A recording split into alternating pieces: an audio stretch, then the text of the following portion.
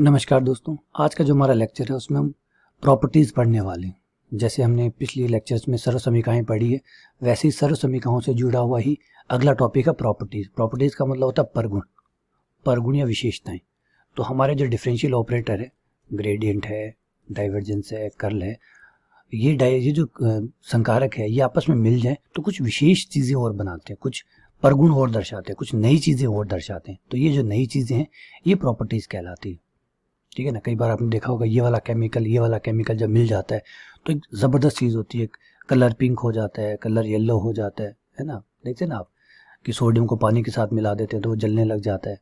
तो जब ऐसा ही कुछ है कि जब आपके तीन संकारक है, ग्रेडियंट है, कर्ल है, डाइवर्जेंस है, इन तीन में से अगर किसी भी दो को अगर आप मिक्स करते हैं कभी ऐसा करने पर तो आपको नए परिणाम मिलते हैं। ये जो नए परिणाम है ये प्रॉपर्टीज़ कहलाते हैं। देखिए एक एक करके हम बात करते हैं। सबसे पहली प्रॉपर्टी पे आते हैं। प्रॉपर्टी नंबर 1 कहती है, देखिए क्या धमाका होता है। प्रॉपर्टी नंबर 1 कहती है कि अगर आप ग्रेडियंट का किसी फंक्शन को अदिश फलन है उसका आप ग्रेडियंट निकाल लें और फिर डाइवर्जेंस निकाल लें। समझ रहे हैं? पहले आप ग्रेडियंट निकाल रहे हैं और फिर आप डाइवर्जेंस निकाल रहे हैं।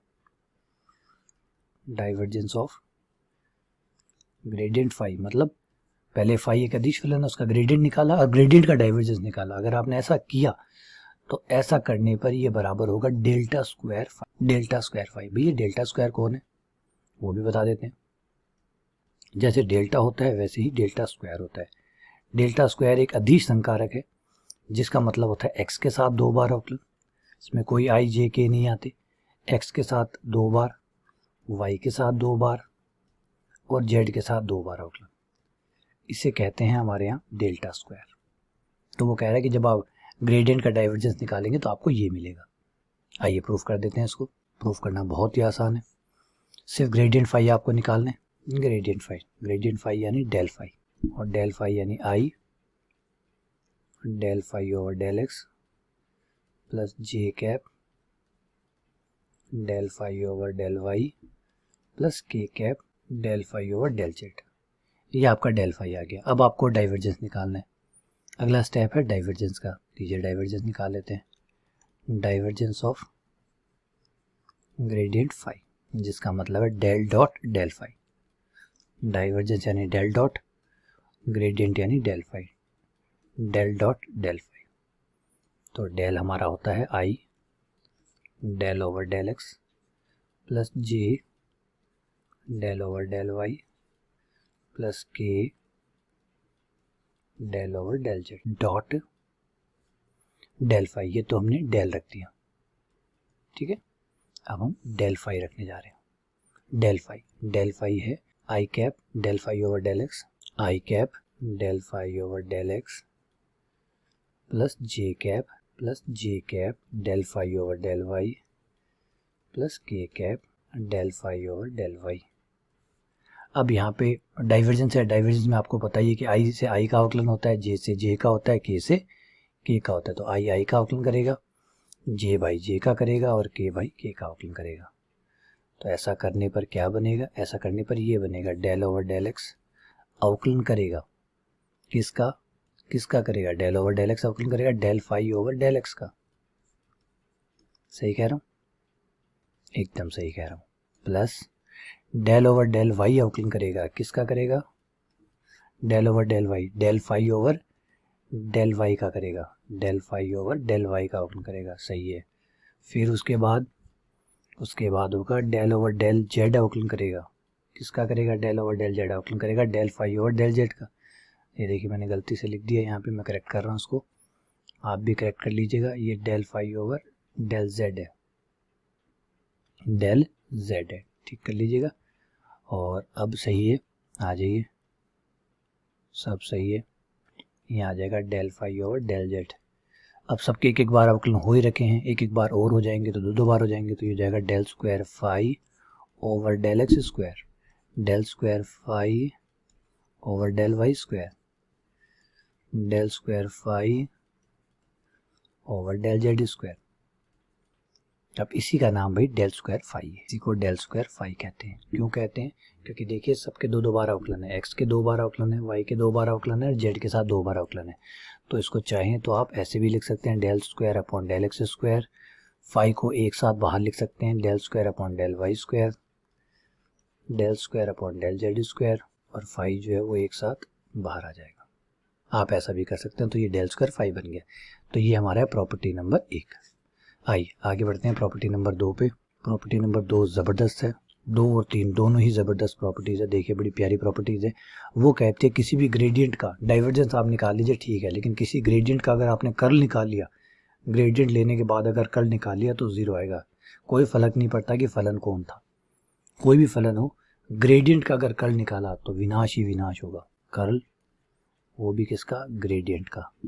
कोई भी फंक्शन आप ले लीजिए जो मन में है, फाई ले लिया, मान लीजिए फाई फंक्शन है, उसका ग्रेडियंट निकाल लिया, ग्रेडियंट का कर्ल निकाल लिया, तो सब कुछ खत्म, 0। ये बहुत प्यारी बात कही गई है, ध्यान रखिएगा। और बस ये याद रखिएगा कि भाई कर्ल निकाल रहे हैं, कर्ल हमेशा सदिश बनाता है, तो 0 नहीं आकर 0 सदिश आएगा।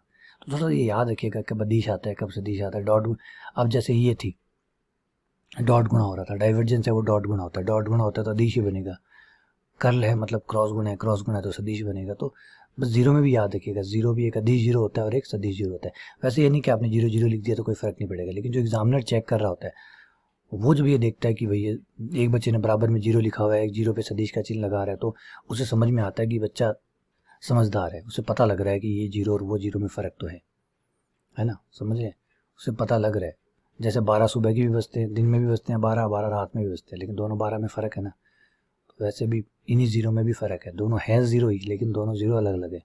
एक अदिश राशि का 0 है, एक सदिश राशि का 0। तो बेटा छोटी छोटी बातें जो होती है वो एग्जामिनर पे या जो कॉपी चेक कर रहा होता है उसको बहुत इंपैक्ट डालती है, क्योंकि छोटी छोटी आपका तो देखिए, आपको तो वो नहीं जानता ना, जो एग्जामिनर है जिसके पास कॉपी गई है, वो इवन आपका नाम तक नहीं जानता, वो ये भी नहीं जानता कौन से कॉलेज से है, कहाँ पढ़ता है, किसका बेटा है, तो किसके परिवार से है, कौन सी जाति से है, कौन से धर्म से है। वो रोल नंबर देखता है, रोल नंबर में कुछ नहीं लिखा हुआ, तो उसे तो कुछ ही नहीं पता ना। तो उसमें तो आपने कॉपी में जो कुछ लिखा होगा उसी से वो अंदाज़ा लगाएगा कि आप कौन हो। अगर आप 0 पे, अधिकतर बच्चे 0 को 0 लिखेंगे, उन्हें नहीं फ़र्क पड़ता कौन अदिश है कौन सदिश है। लेकिन अगर आप सदिश का चिन्ह लगाते हो तो सीधी उसकी नज़र यहाँ पड़ेगी। देखिए वो एग्जामिनर है, उसे सब पता है, वो हर चीज़ दिखता है उसको, हर छोटी से छोटी गलती जो होती है ना उसकी आंखों में चमकने लग जाती है। लेकिन वो सोचता है कि ठीक है 0 भी लिखा चला देगा, हाँ ठीक है कोई बात नहीं, लेकिन जब 0 पे सदिश लगाएगा तो उसकी आंखें एकदम चमक जाएगी। अरे बच्चा इंटेलिजेंट है यार, इसको तो पता है कि ये खाली 0 नहीं है, 0 सदिश है। तो समझ रहे फ़र्क, ये होता है फ़र्क। ये छोटी छोटी बातें हैं ना, ये तुरंत समझा देती कि ये बच्चा कोई नॉर्मल नहीं है, ये कॉपी कोई नॉर्मल बच्चे की नहीं है, ये एक्स्ट्रा ऑर्डिनरी है। उसको पता है, इसने ध्यान से पढ़ा है, इसने सीखा है, इसने मेहनत की है। तो मेहनत की है तो फिर वो मेहनत का तो 2 नंबर मिलते ही हैं, है ना। आप दुनिया में कहीं भी जाइए, अगर आप मेहनत करेंगे, हार्ड वर्क करेंगे तो वो तो पे ऑफ होगा ही होगा, तो साफ दिखता है ना। और यही छोटी छोटी चीज़ें तो आपको बाकी सबसे अलग करेगी। सबकी कॉपियाँ जाएंगी, उन सब में से स्पेशल कॉपियाँ कैसे अलग होगी, वो ऐसी छोटी छोटी बातों से अलग होगी। आइए आगे बढ़ते हैं। ग्रेडियंट फाई हम पहले भी निकाल चुके हैं, अभी जस्ट ग्रेडियंट फाई या फिर डेल फाई, आई डेल ओवर डेल एक्स, जे डेल ओवर डेल वाई, के डेल ओवर डेल जेड। अब हम इसका कर्ल निकालेंगे, फाई और लगा दीजिए साथ में। अब हम इसका कर्ल लेने वाले, कर्ल ऑफ ग्रेडियंट फाई यानी del cross cross del phi. सारणिक बनाइए आई जे के, और del over del x, del over del y, del over del z, और del phi over del x, del phi over del y, del phi over del Z. ये हो गया।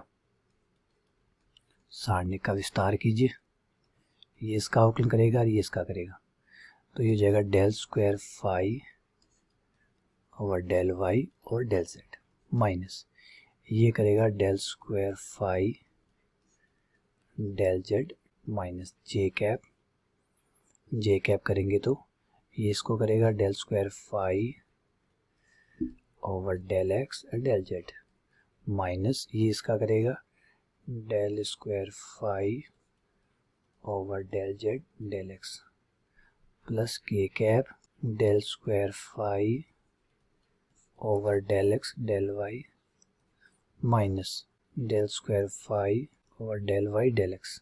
ये लीजिए। लेकिन एक बात हम अच्छी तरीके से जानते हैं कि जब आंशिक अवकलन करते हैं, और आंशिक अवकलन के केस में, सामान्यतः आंशिक अवकलन के जो केस होता है उसमें आपका फलन जो होता है वो संतत होता है, कंटिन्यूस फंक्शन होता है। और कंटिन्यूस फंक्शन जो होते हैं उसमें आपका आंशिक अवकलन के क्रम का कोई फर्क नहीं पड़ता। मतलब मैं क्या कहना चाहता हूँ कि आप वाई के साथ पहले अवकलन करें, जेड के साथ बाद में करें। ये बात आप आंशिक अवकलन में पढ़ चुके हैं।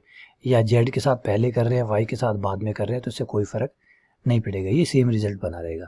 सेम रिजल्ट बना रहने की वजह से ये कट गया, सेम ये देखिए ये भी कट गया, है ना। कारण यहाँ बता दीजिए, क्योंकि हम अच्छी तरीके से जानते हैं कि किसी भी फलन का अगर आप x और y के साथ अवकलन कर रहे हैं या फिर पहले y के साथ कर रहे हैं फिर x के साथ कर रहे हैं, तो इससे कोई फर्क नहीं पड़ेगा। ये एक ही बात है, एक ही बात है, तो कट गए। ये आपका जीरो सदिश आ गया, क्योंकि zero i zero he j सब कट गया, इसलिए जीरो i जीरो j और जीरो k, जो कि आपका बना लेता है जीरो सदिश। ये लीजिए, ये आपकी प्रॉपर्टी नंबर 2 हो गई। तो जैसा कि मैंने आपको शुरू में इंट्रोडक्शन में ये बात कही थी कि भाई यहाँ पे धमाके होंगे। धमाके क्या होंगे? जब आप ग्रेडियंट को कर्ल डाइवर्जेंस के साथ मिक्स करते हैं तो देखिए ये आता है, और जब आप ग्रेडियंट को कर्ल के साथ मिक्स करते हैं तो ये आता है। अभी आपको एक चीज़ और दिखाएंगे कि अगर आपने कर्ल को डाइवर्जेंस के साथ मिक्स कर दिया तो क्या होगा, तो वो आगे देखिए। ठीक है, उम्मीद करता हूँ ये चीज़ें समझ में आ गई होगी। इनमें कोई दिक्कत हो, कोई परेशानी हो तो ज़रूर बताइएगा। ठीक है, चलिए बहुत बहुत धन्यवाद।